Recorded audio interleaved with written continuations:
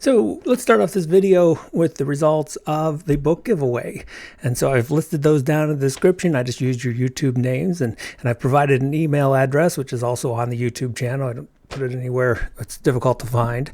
And just drop me an email. Tell me what you'd like me to say in it. I'll sign it. I love signatures. I got them all over the place, from Master Poe to Nurse Ratched.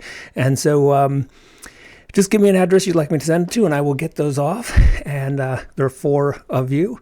And so we did it totally random. My wife even helped. And so well, let's get with the video now. And I want to talk a little bit about humor and how humor is just another manifestation of consciousness. And it seems to be quite different from thinking because, well, look at Alan Watts. One of his most famous quotes is that enlightenment is the transformation of anxiety into humor. And so you can see that as another way we could put that. We could say it's the melting away of thought into the reality that is far lighter, humorous, and doesn't take anything nearly as seriously as the thinking mind. And of course, this is why we don't have any theories on humor. If you look in psychology, you'll find almost nothing on what is funny. Here and there, and they usually will say things like, well, you're going down a garden path and then you take a quick turn and that's what makes something funny. But that's not really at all. You can have quick turns and they could be bad, or quick turns could even cause anxiety. So it really doesn't tell us anything about humor because we can't think about humor. We can't think about what's funny in the same way we can't think about what understanding is, and we can't think about any conscious manifestation. And that's why consciousness hides in thinking, because it's pretending to be what it's not. And so you could take a look. There's a very famous story about Mary, who is a neuroscientist and knows everything you can think about when it comes to vision, mapped out the entire visual system, but Mary herself was colorblind.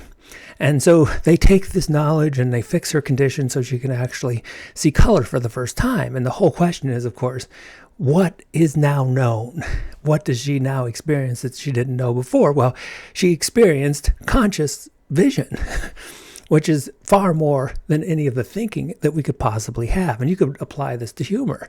What about someone who has never laughed before? Would they know what humor is? You don't know until you start to laugh. And it defies everything that we can possibly think about. I remember one time when I was an undergrad and my friends, we were taking a class in industrial organizational psychology, and we came in late.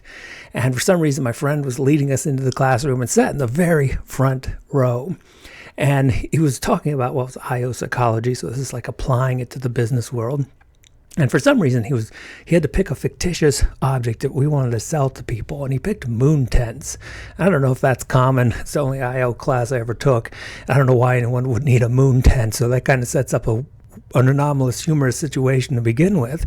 But this was in the 80s, and Sylvester Stallone had just come up with a terrible, probably his worst movie, called Over the Top, a movie completely about arm wrestling. And so he was saying, well, we need a catch. How are we going to sell our moon tents?